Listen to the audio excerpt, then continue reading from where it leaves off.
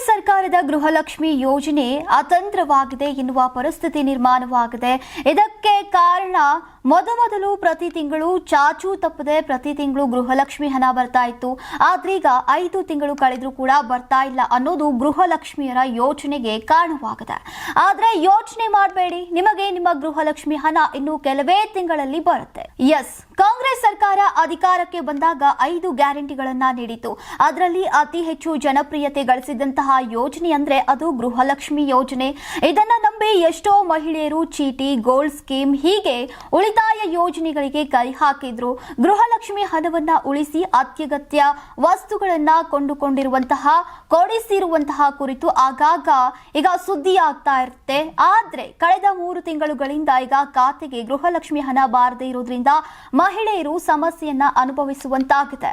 July ತಿಂಗಳಿನಲ್ಲಿ ಕೊನೆಯದಾಗಿ ಹಣ ಬಂದಿದ್ದು ಬಿಟ್ರೆ ಮತ್ತೆ ಮಹಿಳೆಯರ ಖಾತೆಗೆ ಸರ್ಕಾರದ 2,000 ರೂಪಾಯಿ ಹಣ ಬಂದೇ ಇಲ್ಲ.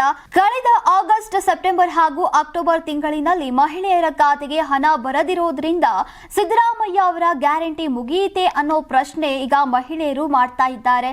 ಆದ್ರೀಗ ನಿಮಗೆ ಸರ್ಕಾರ ಗುಡ್ ನ್ಯೂಸ್ ಕೊಡ್ತಾ ಇದೆ. ಬಾಕಿ ಇರುವಂತಹ ಅಷ್ಟೂ ಹಣವನ್ನ ಒಟ್ಟಿಗೆ 2 ತಿಂಗಳಲ್ಲೇ ನಿಮ್ಮ ಖಾತೆಗೆ ಹಾಕೋಕೆ ತೀರ್ಮಾನಿಸಲಾಗಿದೆಯಂತೆ.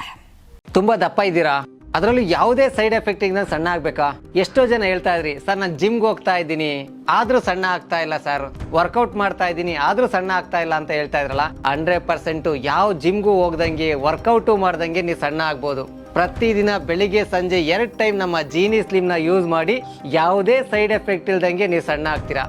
ಯಾಕೆಂದ್ರೆ ಜೀನಿ ಸ್ಲಿಮ್ ಒಂದು ಉತ್ತಮ ಆಹಾರ. ನಿಮಗೆ ಮಾಧ್ಯಮದಲ್ಲಿ ಕೆಲಸ ಮಾಡುವ ಆಸಕ್ತಿ ಇದೆಯಾ? ಹಾಗಾದ್ರೆ ಕರ್ನಾಟಕ ಟಿವಿ ಡಿಜಿಟಲ್ ಮೀಡಿಯಾದಲ್ಲಿದೆ ನಿಮಗೆ ಒಳ್ಳೆಯ ಅವಕಾಶ. ಆಯ್ಕೆಯಾದವರಿಗೆ ಉಚಿತ ತರಬೇತಿ ಕೊಡ್ತೀವಿ. ತರಬೇತಿ ನಂತರ ಕೆಲಸ ಮಾಡುವ ಅವಕಾಶನೂ ಕೊಡ್ತೀವಿ. ಈ ಕೂಡಲೇ ನಿಮ್ಮ ಮಾಹಿತಿಯನ್ನ ಮೇಲ್ ಮಾಡಿ.